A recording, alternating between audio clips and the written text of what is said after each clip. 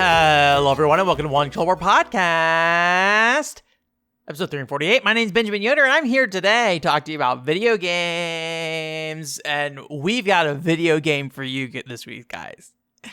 Have you ever wanted to be diagnosed by a video game? Let's talk about it. Yoshi, Topsy, Turvy, we're going to talk about diagnosed as a sign of depression. If you're playing Yoshi, Topsy, Turvy, I'm sorry, you're depressed right now. And then also there's some big news. Well, I don't know, big news. I would say big news. In the context of this podcast, big news from the Oreca Battle devs on their new games. None of them are Oreca Battle, unfortunately, but I do have a little Oreca Battle talk today as well.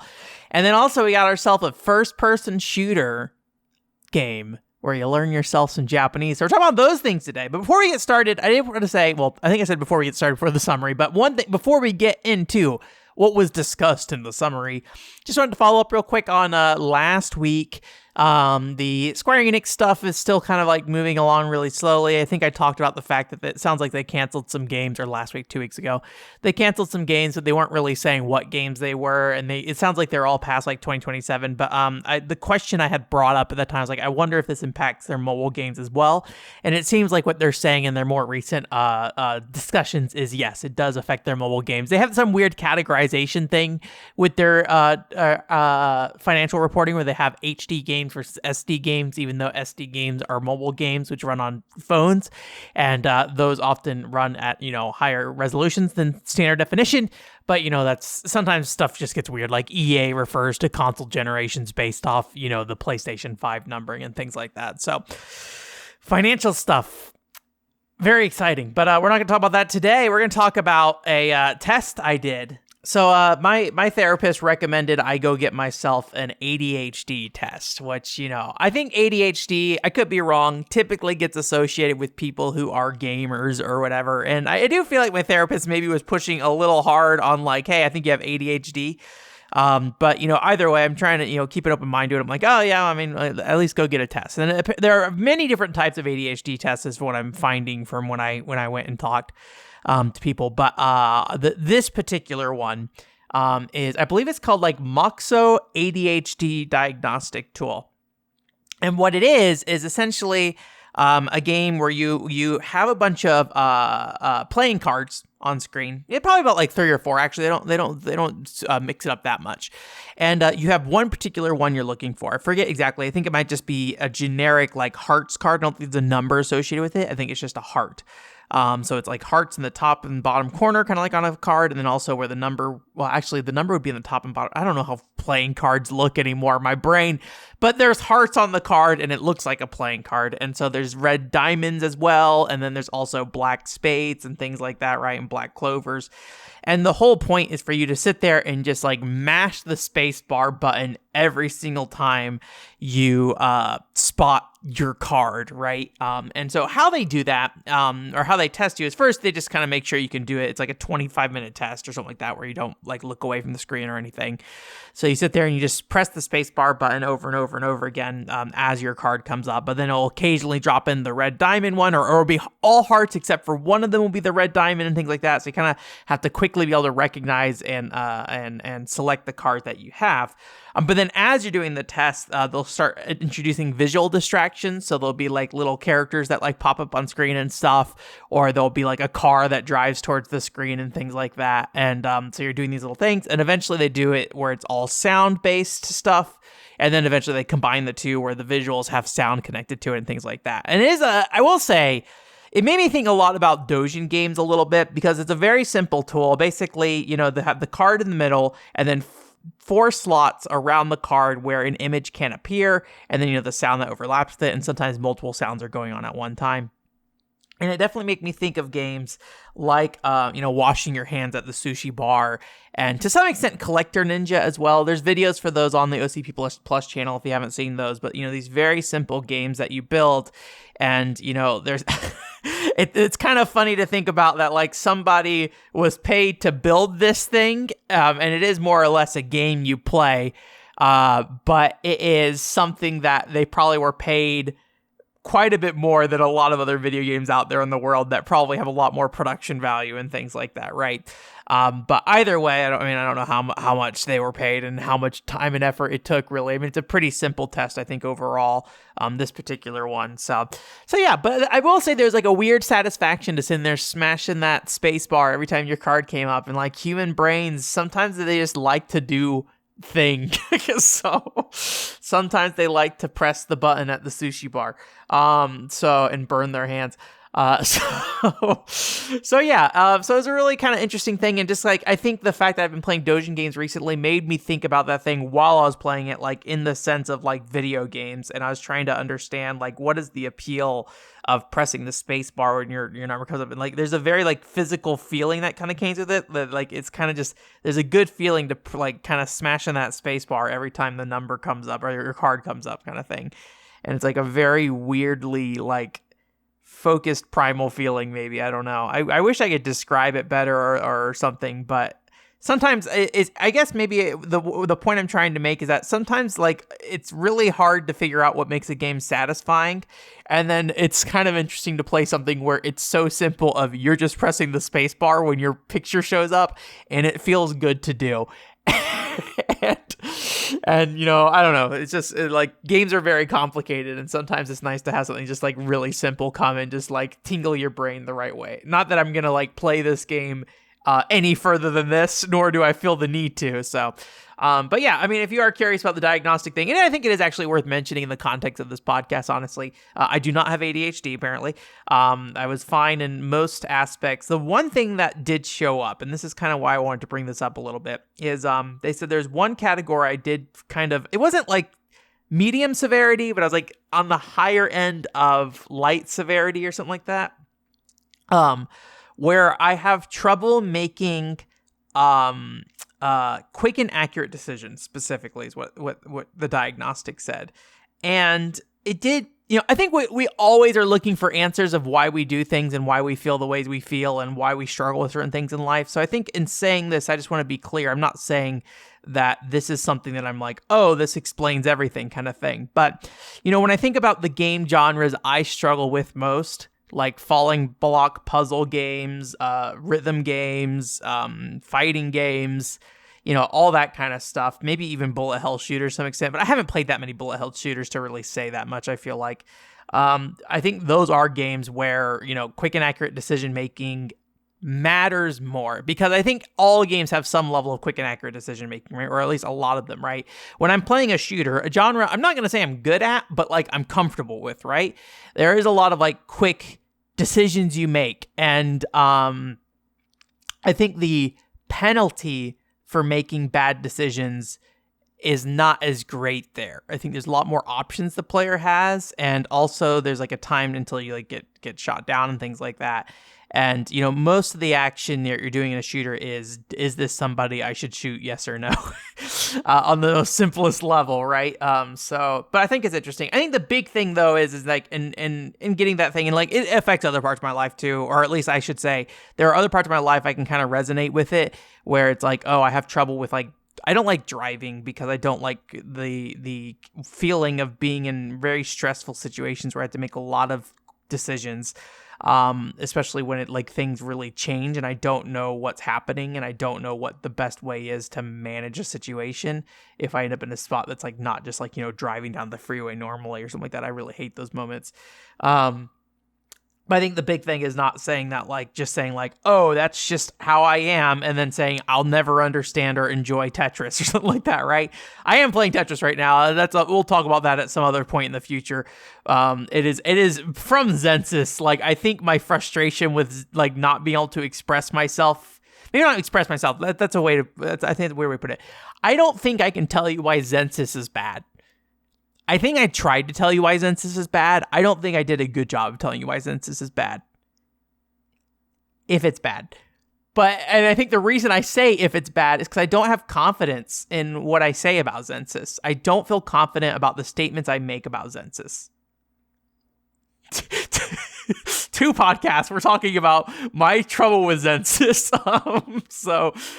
Anyways, so I think part of me playing Tetris is me trying to discover what makes a puzzle game good, and obviously Tetris is kind of like the one, right? When you look at it, admittedly, a falling block puzzle game is going to be a bit different than, a lot of the different mini games in Zensis kind of thing. But I think there's similar aspects to it when it comes to the timer aspect, and there's like a stress to it and things like that. But anyways, so yeah, I think the big thing is not to use that as a excuse or a crutch, but to better learn as I go forward how to compensate for the fact that I do struggle with that, or how to improve that part of my life, right? And so that's kind of my goal with that. So, anyways, that's not really here or there though, and it's not something I've like known long enough about to really think about what to do about yet. But it is something that just maybe be like, oh, there's a lot of game franchises or game genres I feel like this actually frustrates me with, or that lines up with my frustration of just like not being able to make quick and accurate decisions very fast. And I think Final Fantasy 14 might also kind of fall into that as well. And probably why I have such a hard time with Final Fantasy 14 when it comes to speed,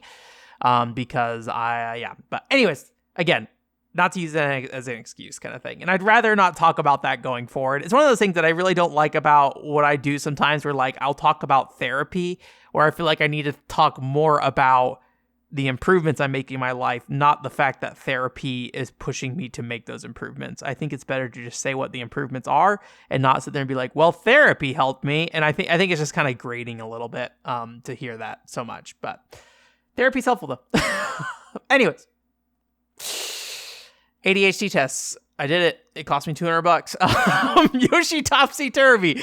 Do you know about the hit video game Yoshi, Topsy, Turvy for the Game Boy Advance? This is one of those games that uses the gyro pack that's built into the actual Game Boy Advance cartridge.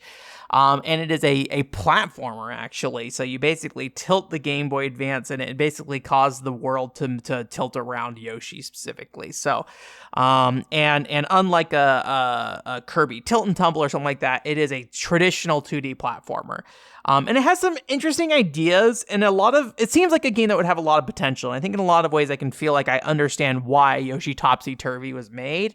But largely I would say it is not a great game, in my opinion. But I don't have a deep history with Yoshi games, so I don't want to sit here and make any broad statements about what the Yoshi franchise is. But one of the key things I think about with Yoshi games is the ability to throw eggs and things like that. And that's not really a part of this game. Eggs are more of like an objective here. So in taking that, I just want to kind of take away that part of the franchise here, because I feel like when we take that layer away from Yoshi, we end up with something that's a little bit more of like a traditional 2D platform, right? You can eat things, but it's more of like a frontal attack. You can jump over things like that. It is a traditional 2D platformer in that regard. So where the gimmicks of this game is less to do with Yoshi and more to do with the world itself. Although Yoshi's physics and things like that is a big deal here, because when you tilt the world, Yoshi's jump physics are changed. And then also you can he can't crawl, but you can basically crouch him and then turn the Game Boy and slide him across the floor. So he slides across the ground really fast,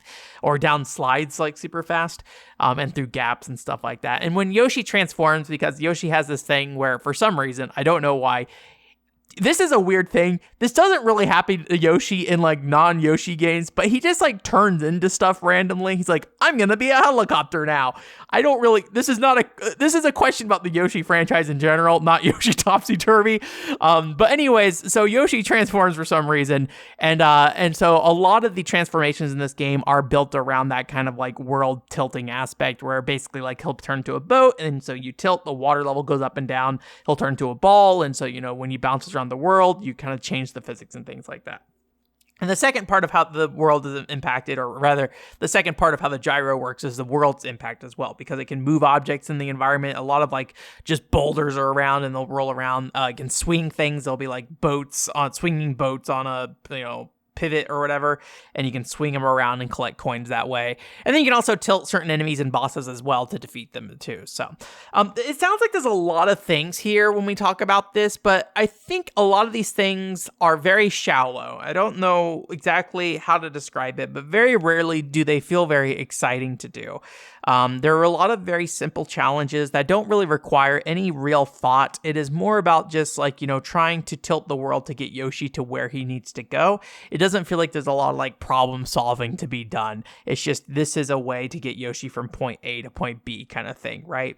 But despite, that Yoshi getting around the world, I think a lot of these things feel like they interact kind of independently of Yoshi. I think the most interesting thing of how Yoshi interacts with the physics in this world is when you are jumping, you can basically kind of wrap yourself around onto certain platforms. So if the platform's too high, you can tilt the world as you're jumping to get Yoshi up just a little bit higher to get him onto this platform. So it's kind of like a really interesting idea that's not really built around that game design, but there's a very satisfying feeling to be able to do that. But I think this game really struggles with keeping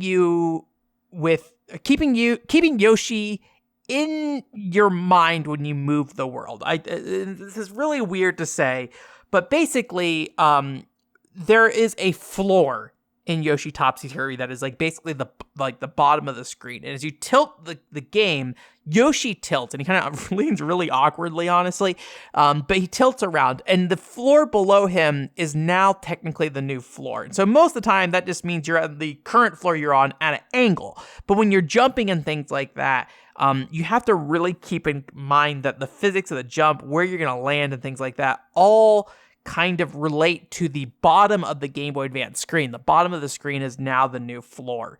And so it can be really hard to wrap your mind around repositioning this imaginary floor on, what could be the corner of the GBA screen as your new floor. And if you're playing this on like a Game Boy player, you're probably not going to be able to really understand this concept either, because Yoshi himself tilts, but the screen itself doesn't tilt as well. But even on a Game Boy Advance, it just doesn't really communicate it very well, in my opinion. So there's also just a lot of weirdness with like hitboxes and things like that. It's very easy to accidentally jump into some spikes, and it looks like Yoshi's not even touching them, and you just kind of like end up in them either way because you like barely brushed up against them, but the hitboxes of the world are just strange.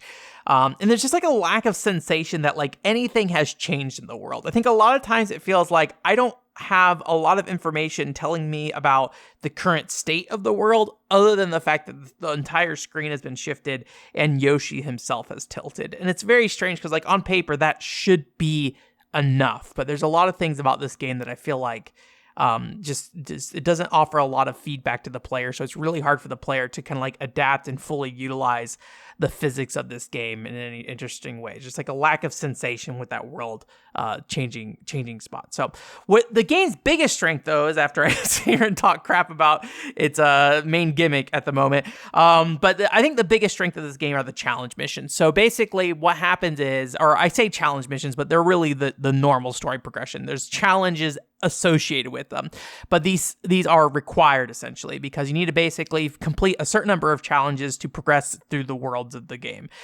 So every stage has a mission, and that can be connected with killing a certain number of enemies, collecting a certain amount of money, don't take too much damage, finishing the level within a specific period of time, or don't kill enemies as well. And you basically need to do these tasks, and then there's kind of two layers to it. One is getting the medal so you can progress, but there's also like different levels of the medal as well. So it can be bronze, silver, or gold. And it seems like there's like some mini game unlocks and things like that based around that. And on the surface, I think these little things can be frustrating to some extent, depending on what you're expecting out of the game. Mostly because I think sometimes, especially like certain goals, like having to avoid taking damage and things like that, that kind of interacts with like the weirdness of the physics of the world. And so it's really frustrating when you're like at the end of the level and just like you just fall into something and then just like take a damage and then you lose your medal or whatever. But I think it adds a level of tension that is overall existing from this game due to the lack of there being any real depth to kind of like the level design beyond just kind of like tilting the Game Boy to get Yoshi to go somewhere kind of thing. The medals themselves, as you get the higher level ones, I believe they unlock more mini games. So the copy I got is actually had a 100% save file on it, so all the mini games are already unlocked. So I'm hoping, man, I hope whoever played the game got 100% save on it, like enjoyed it and loved it. They like maxed out all the mini game scores and things like that. Like somebody gave this game some TLC, and I would love to know what they thought about this game because very negative on it, I feel like. But the mini games are basically based around mostly Yoshi transformations. And there's also like a seemingly endless like randomized stage mode. And they are like a smart reuse of like the game's elements and assets, but I don't think they present any new challenges to the player and how they kind of interact with the game. So I don't think it really adds that much to the experience unless you're really going out of your way to get the most out of Yoshi, Topsy, Turvy. So anyways, ultimately, I think it's like a neat concept. I just don't think it really comes together. And, you know, I think when you look at something like Super Mario Galaxy, obviously the scales of these games and production are completely different. But Super Mario Galaxy, I think, has a lot better time, you know, conveying its world's gravity. I think a big part of that is the ability to kind of see on a larger scale what these planets look like, where I think a lot of times the Game Boy Advance screen, it because there's just like so little space and it's a 2D game, I think it's just hard to convey exactly how that world is going to impact how Yoshi moves around it and things like that. So I'm not sure really what was needed to make it work, but I do appreciate the idea and the approach at the concept. And I think if you are into like interesting curiosities on the Game Boy Advance, it's definitely worth checking out. So anyways, that is Yoshi, Topsy, Turvy. It's Ko-fi time. Demo Dory, thank you so much for supporting us this month. Appreciate it. We are 80% of our way to our Ko-fi goal. So that means what that goal is basically I take a day off work to work on a featured video. So we're 80% of the way there. Once we hit it, I will take my one of my work days and focus on whatever the next video will be. I am making progress on the next video and things like that. So that is something that you guys should be seeing sometime soon. It's been slow progress, but I've been pretty happy with the progress. I mean, this is kind of me after going through a bunch of like life change stuff, like kind of re-implementing featured videos and things like that. So trying to learn how to move these forward at a reasonable pace that doesn't like destroy my life is part of this process. So yeah.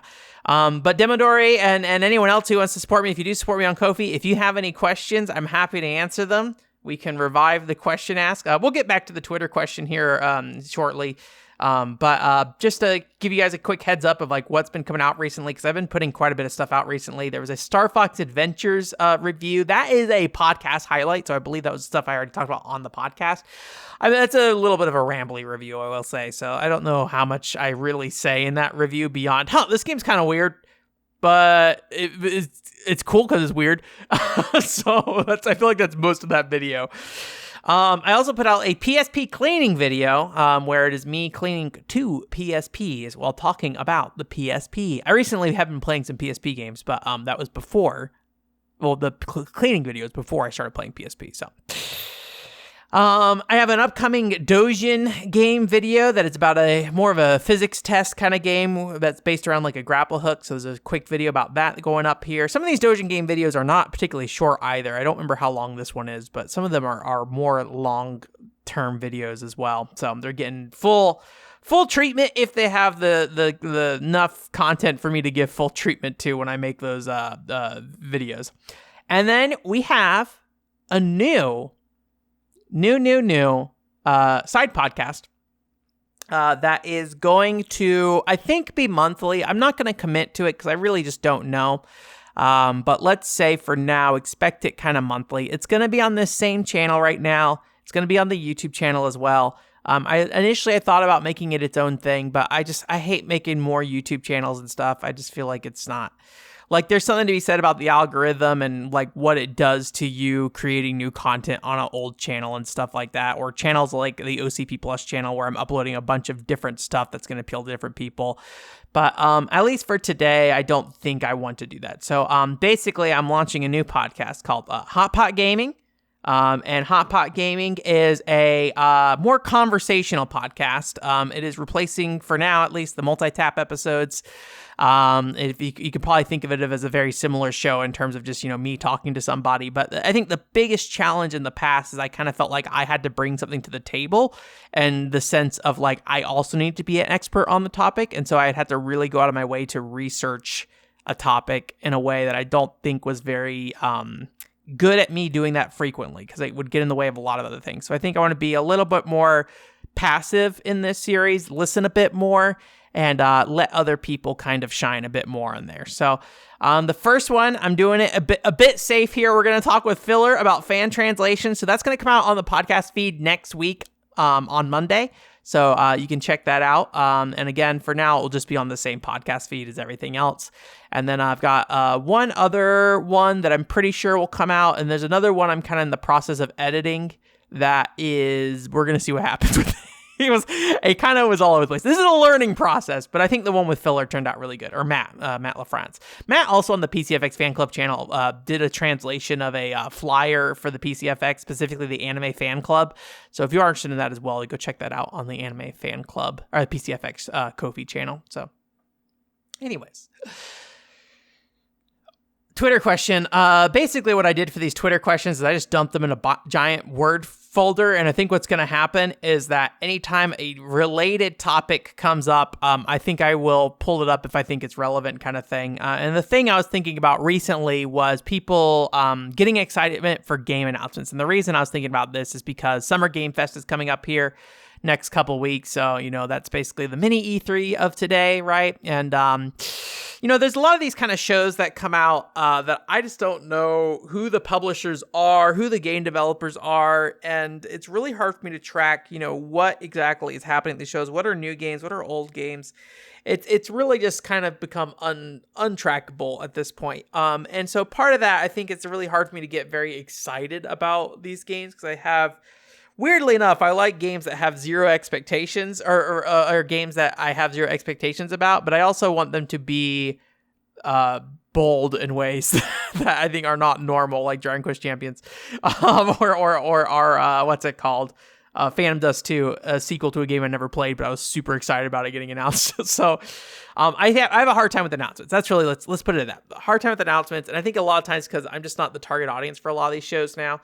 And a lot of like modern games kind of like, are having to do things like really focus on like, hey, we're making a Dark Souls like game. And I'm sure they have their own unique, interesting aspects and things like that. But, finding the games that are right for me, especially in a bigger show like that, is really hard to do these days. So I was kind of curious, just like, hey, what kind of games people get excited for? And on Twitter, I asked this about a month or two ago, I think at this point. And there's basically kind of like one of these is more specific. I think this is from Lux, specifically of the Xeno Wiki. He said Xenoblade related announcements. And I mean, look, man, I like Monolith Soft related announcements. Xenoblade specifically, I don't know. I think Xenoblade announcements get me depressed most of the time. But I'm always, look, if you put out a Xenoblade trailer and I don't know what's happening in the combat system, I'm all on board. I'm ready. I'm excited, but it's been a long time since we've seen something like that. And it's not always true. Like Xenoblade Chronicles X is a game I looked at and I was like, this combat system looks like Xenoblade Chronicles 1. And then thankfully the rest of the game is really where it shined. And the combat system has its own unique things as well. But, the rest of that game, the world structure, the exploration is really where Xenoblade Chronicles X shines. And Xenoblade Chronicles 2 is a game that I looked at and I was like, trailer-wise, I have no freaking idea what's happening with this game, but sure, that kind of stuff. So, but that's what I want to see with that stuff. But anyways, reissues of older games came up as well. I don't get as excited about this, and I think the reason why is because I already have access to older games most of the time.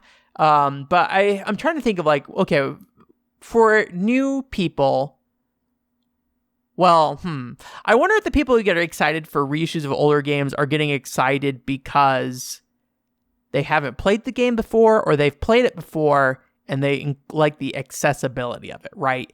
One thing that I think I've partly have always said is that like, and I don't know if this is actually true, I will say, is I would be excited for Sega Saturn games to get re-releases. And I think the reason why is because it would be a good excuse for me not to buy a Sega Saturn. But in reality, I think when I think about it, I think my money would probably be better spent getting a Saturn with like a some kind of like ROM cart or something ODE thing. I don't know what the options are today, but like I don't know what the price of that would be today, but I think that would probably be a better option for me now. A lot of these kind of like re-releases of games, I find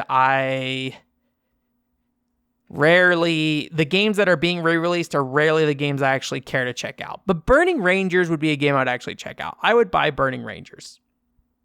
Is there anything else on the Sega Saturn I'd buy? I don't know. Anyways, reissues of older games. I don't know. I'm curious where the excitement of that comes from. I think what I'm saying is not that you're wrong. I'm saying that I don't understand it as much, I think. New games from veteran game devs, I can see this. I think there is a challenge that you have. I was talking to somebody on the Hot Pot Gaming podcast about Eiyuden Chronicles, and mentioning the fact that like there is maybe an expectation from veteran game devs to recapture the magic of their old games, and sometimes it's hard for people to get away from that. And so trying to do that, I think, can be a really challenging thing. But I think the excitement about there being somebody that you know who's really great at making, you know, a specific type of game you have, getting a new opportunity to make a new type of game, I think is really cool. So I can definitely like understand that for sure. And then the last one was dreamed of but thought wouldn't happen. The example given was Live Alive remake English release. I think the guy who runs the Final Fantasy 11... I don't know if he runs the wiki or if he runs the Twitter account or what.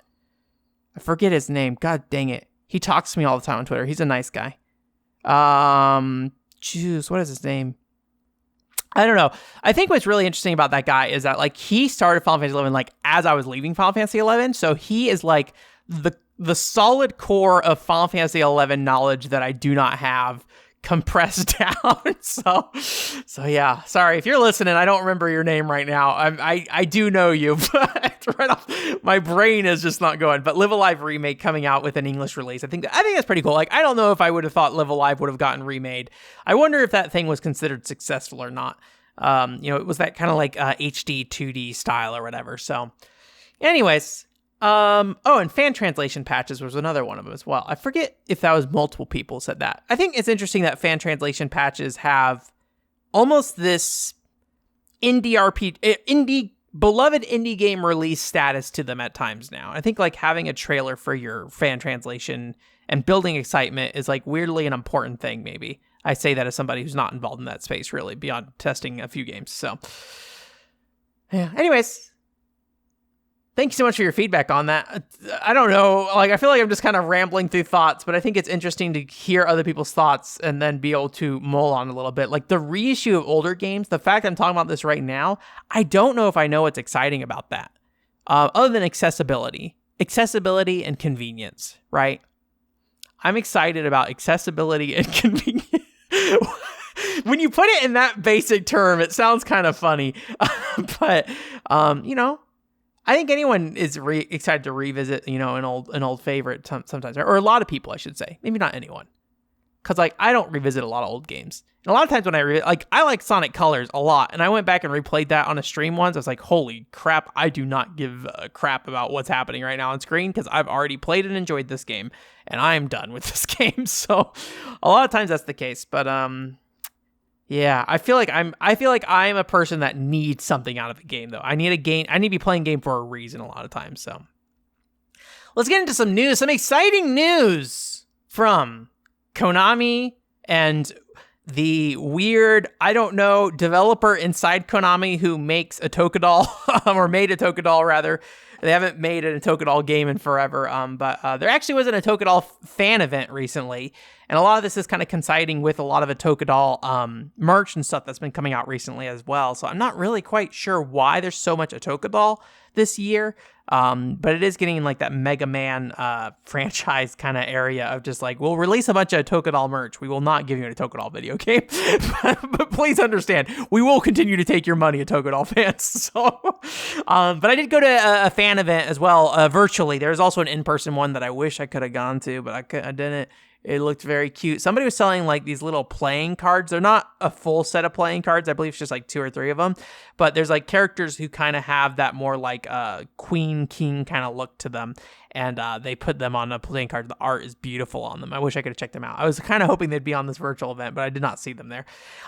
Anyways, but yeah, I went to the virtual event. And unfortunately, I didn't find anything too interesting of what I want to see. There's one artist that had a really nice style, like really like soft kind of like watercolor look. And one of the things they were selling were face towels that were really beautiful as well. They also had like nice clear files and things like that. But I have a Final Fantasy 11 like blanket here, and I have a hard time figuring out what to do with it. it. So the idea of having a Tokadol face towels that I would have to like try not to get the color to bleed on and stuff. It's really challenging in my head. So I didn't end up buying anything. I wish I did, but it's fine. I need to not spend as much money. So a reasonable goal. Don't spend as much money, but I do super appreciate what they're doing. I do at least emotionally support the Tokadol community. So anyways, none of that was like the reason why we're talking here. So Oren, the mobile game that the Tokadol dev was working on, this is more in the line of Oreca Battle. So it's like a 3-on-3 battler where you basically have monsters and you build like these cards with different stat modifiers that you slot in. And the interesting thing about it is that unlike Pokemon where you can just choose your move when you want to, this has a slot machine aspect to it. So your moves are in a slot machine and they roll. And so you are more about planning what kind of capabilities a character has and the likelihood that they'll be able to use certain skills depending on how frequently you place that skill on your bar or depending on like the route they have to take on this bar. Because sometimes you can set up multiple routes for like different specials and things like that as well. It's interesting in terms of concept, but it is a very hands-off kind of game where you're kind of letting the game do the work, the actual place kind of thing. Very mobile game friendly thing. And Oreca Battle is the kind of the similar thing. There isn't a Tokadol character in there. They put I forget her name. It's one of the girls that is like more of a, I don't know. She has like kind of like that dress style where it's like the top of the wire frame to like keep the dress out is like covered, but the rest of it isn't. So like the metal brackets are like a part of the design of it and things like that. I forget her name, unfortunately. She's a fairly popular character. She's kind of like a motionless deadpan kind of doll. Anyways, but so she's in that game, but I would like to play it. It is in a browser, and I did join the Discord, and the Discord has an English section, but the English section basically just says, we have no plans for English right at this time, but please stay tuned is basically what it says. So I don't know if they plan to do an English release of Oren specifically, but it has a bit more of a darker style to it versus Oreca Battle. Oreca Battle has this kind of like colorful fantasy style where this has more of a like a dark purple black color palette kind of thing, and everything has a bit more of a more rougher look to it in some ways, but mechanically it feels very much like a Oreca Battle. So I was like, okay, cool. The Japanese arcade market is dying and falling apart, so maybe that's a little too aggressive way to word that, but so like, okay, this is like the future of Oreca Battle, a Tokadol developer, mobile, I guess. No, they announced Oreca Battle 2 and started doing location testing for it as well. Which you don't know, Oreca Battle got shut down about 2 or 3 years ago at this point, I think. It's been a little bit. So they are doing an Oreca Battle 2 in arcades. I don't know what the hook of it is. I don't think there's been any gameplay release, but they did location testing. I was following somebody. I don't know what they were doing. If they were like trying to win a award or if they were trying to win the ability to go into the location test, but they, got their little card out and the card said, you lose, you don't either get a prize or whatever. And so I don't know for sure. In my head, what it seems like is happening is this person tried to get into a location test and traveled to go to this location test, but failed to get in. And so it seemed like they were going around town with their failed to win card and just like doing different things around this location with their fail to win card in the picture the whole time. I could be misreading the situation, but I thought it was a very funny way to kind of like make a trip out of something while still recognizing this was not the reason I came here. But I could be wrong on that, but I thought it was very funny and very cute. And I'm glad they had good spirits about it as well. But, if they're making Oreca Battle 2, Oren and Oreca Battle 1 played near identical as far as I can tell. So I don't really know what the difference is other than one's in the arcade and one you're getting physical cards for, where Oren is a digital thing. Although I think I could be wrong. So there's two weird things about the cards in Oren. One is I think you can create your own cards. So you can draw art on your card. I believe it's a local only thing. So I don't think you can like send your card out to other people online.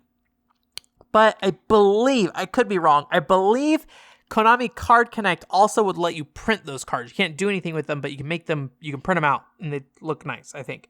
I could be wrong about that, but I believe that is something I saw happening as well. So anyways, the fog of war around the Tokadol developers, Oren developers. I might check out Oren. It's just kind of hard right now. Live service games are always hard because they take a bit of a commitment. But it being browser based means that I'll probably play it on PC if I do, mostly. We'll see though. Oreca Battle I only ever played like 2 rounds of, unfortunately. So I think playing Oren would be like a really good option for me. There was also a mobile game I was looking at a long time. I think it was at Tokyo Game Show a few years back, and it finally came out. It's called My Maid Umusubi. I don't know what Umusubi is. I didn't look into it. Is it like My Maid Mermaid, maybe? It is a game with a mermaid girl. It's very cute style. It has, in some ways, it is very much that kind of Lolita fashion kind of thing, like a Tokudoll in a lot of ways, but they're mermaid girls. And it is a game where you play, I think it's called Shitori word game, where you basically, in the case of this game, you have words that pop up on the top of the screen, and you move bubbles that basically connect to those words. And as you do that, these words are added into your mermaid's vocabulary. So in some ways, it's kind of like a raising sim, although it seems like it's very limited in how it's set up. And the context of this game is that they basically call it, well, I'm using machine translation for this, healing content is the kind of game is what it's being presented as. And so basically, when you go to sleep at night, you're supposed to basically leave your phone on, and your mermaid will practice language that you've taught it. And it's supposed to be kind of like an ASMR kind of thing to some extent. So she'll sit there and slowly repeat words and while you're trying to sleep, basically. And the intention seems to be you want to focus on your mermaid repeating these words and things like that. So it has the game mode itself is all just kind of like cheap 2D assets. Maybe not cheap. Simple 2D assets. You know, there's not a lot of detail to the art and things like that. Very flat shaded kind of thing. But the mermaid that is actually talking is a full 3D model. It looks pretty good overall. I think the character model looks pretty good, but it seemed kind of interesting. And they kind of an interesting thing about this is they seem to regularly hold like voice acting auditions. So there are multiple mermaids. I think there's only one in the game right now, and the mermaids all have their design decided, but I think they also have voice actors, and it seems like they just regularly put out voice actor requests, like, and to the general public, not just like to people who are looking to you know, work in that space. And I don't know if they pay you or not. Hopefully they do. But it seems like they regularly say like, hey, we're looking for voice actors for these characters and things like that. And so like, as long as they're paying you, I think that's kind of cool that they go to the general public to try to find that kind of thing. I don't really know how it works for like, well, I guess I don't really know much about Japan and how they have traditionally done voice acting hires and things like that. But it made me think a little bit about like how, you know, HoloLive works, and like they kind of just put out a general notice to the public of like, hey, apply. And I don't know the requirements they have. I don't feel like they put a lot of requirements up front verbally. So it seems like they're kind of just like saying like, hey, just cast the widest net to see if we can find somebody who would fit for this kind of thing, which I think is kind of interesting. There may be some long-term precedent for that I'm just not aware of, but I don't know. Maybe if I learned more Japanese, I would better understand the idol hiring culture. Today, I'll teach you about how I learned more Japanese with Shashingo. Shashingo is a photography game, which has a very chill vibe that seems to be, well, maybe I should say it's very marketed as having a chill vibe, and I think people appreciate it for having a chill vibe. Basically, the whole thing is you go around this little sliver, little section of Japan, very tiny, not very big, and just take pictures. And when you take pictures, the game will identify what the object is you're taking a picture of, read it back to you, and give you a Japanese word kind of thing. So it's a very like novel way to learn some vocabulary. But you know, it is very much presented as like, relax, chill, explore Japan. But my approach is a little different. So this game starts with you being dropped off at a station with a camera, and, you know, you go take those pictures. It gives you the Japanese word with the pronunciation. There's probably about like 150 words total here. But there's not a lot of structure. It pretty much just kind of lets you kind of figure your own thing out. And the game definitely presents it as like, hey, we're not really here to teach you Japanese. We're just like a tool, a cool tool kind of thing. So they're pretty upfront about that. And they do have like a introductory Japanese thing where they're like, hey, are you aware of like katakana and hiragana, which are like kind of the basics of Japanese writing language, right? And it will basically show you those. It doesn't give you any real way to practice or test them. It just lets you know these are what they are kind of thing. And there's maybe about like 10 or so lessons that they basically kind of walk you through, like, hey, how do you greet people? How do you have certain conversations, right?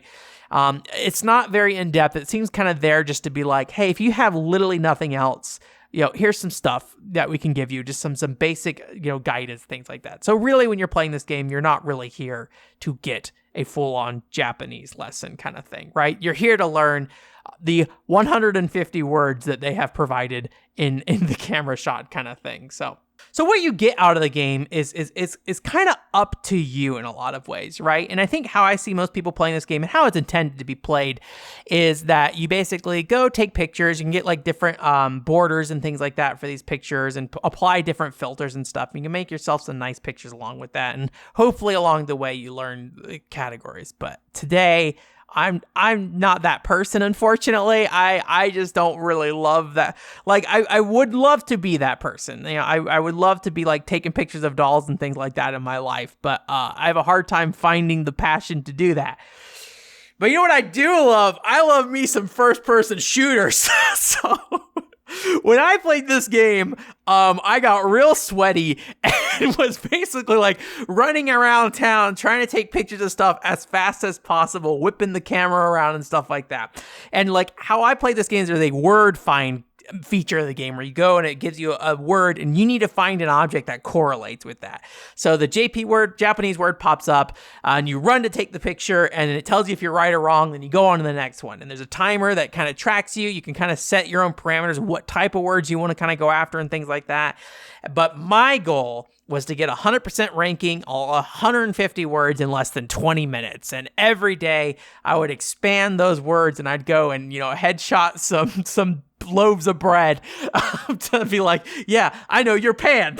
Take a picture kind of thing. Some of them were like moving targets too, so it was a little bit hard. Like the cars drive around and the cars get in the way a lot of times. So you're like trying to scope in, zoom in on something like across the street from you and a car gets in as you take a picture. You're like, no, kind of thing. So it's a really intense feeling of running around town trying to take as many pictures as possible and you're like being the rudest foreigner imaginable, just like running in front of cars and things like that. And I had a really great time doing this. And there are some things that kind of help with those situations where there's like moving objects and things like that. So it helps. So like you can hold down the shutter button rather than release it to make sure you're taking a picture of the right thing you want to take care of. They seem to be considering that. Whether or not they're considering it for me to be like doing the club run from Sega with Japanese learning videos, I don't know. But I do appreciate that they did do something to kind of like accommodate that kind of thing. So whether you approach it as a hardcore Call of Duty headshot shooter or just like something where you're just casually hanging out, relaxing and taking pictures, my personal recommendation is starting small in this game. Tackling it one street at a time, or when I say one street, I really mean like one storefront at a time, right? Go take pictures of like 5 to 10 objects, get the words, go back to the first thing. Do you remember what that thing is called? And just basically repeating that over and over again. And there's kind of like two different aspects to it. Cause like me playing it as like a first person shooter, right? That's more of, recognition. I can recognize the word and I can associate it with the thing I need to take a picture of and then I can go take the picture. When then, when you're going down a sidewalk and looking at objects and trying to think of the words, that's more like, recall, things like that, right? So you're recalling the words and all that stuff. So there's a lot of reason to kind of take both approaches, I think, to some extent.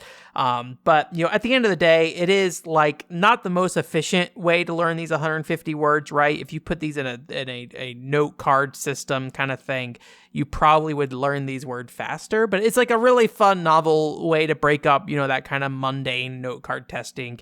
And there are actually more words than 150 words. There are verbs as well, but they're just on the back of the photos to be like, hey, here's some verbs associated with this object, and they don't really engage you in any like game way. So these words to me just didn't really click in any meaningful way. So I just kind of threw those in my note card pile separately. But it would be really nice to have something where like the player interacts with these objects in different ways, and they kind of teach you the verbs through that like direct player interaction. But this is a pretty simple game overall. But I think it's a fun way to learn some Japanese words, as long as you don't mind a casual experience versus like in a more efficient experience. So I highly recommend checking it out, especially if you're really early on in your Japanese learning,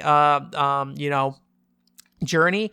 And if you are just like a pro gamer who wants to, hit the top of the Shashingo leaderboards, maybe you'll accidentally learn some Japanese along the way too. So Anyways, that's it for this week. Thanks for coming. OneControlWar.com is the website. Like I said, bunch of stuff coming up here. PSP cleaning video is already out. Star Fox video is out. And then we have the Dojin game coming up here at the physics test. And then next Monday on this podcast feed, we have the Hot Pot Gaming podcast going up with filler. So go check that out. When it comes out, I'd love to hear your thoughts and opinions and feelings. Again, I'll try to put those out every month, but I'm not making it a hard requirement right now either. So if we fail to do so, I will not stress too much about it. But I think the next 3 months are pretty safe at the very least. So anyways, thanks you again for coming. OneControlWar.com is the website. We are at 80% of our Ko-fi goal. So if you do want to support me and help me get to 1 full day of working on a featured video, let me know. Otherwise, right after I'm done with this, I'll probably gonna A, drink some water, and then B, record the audio for the next video that I just finished the script for. So anyways, I hope you guys have a great couple weeks. Bye.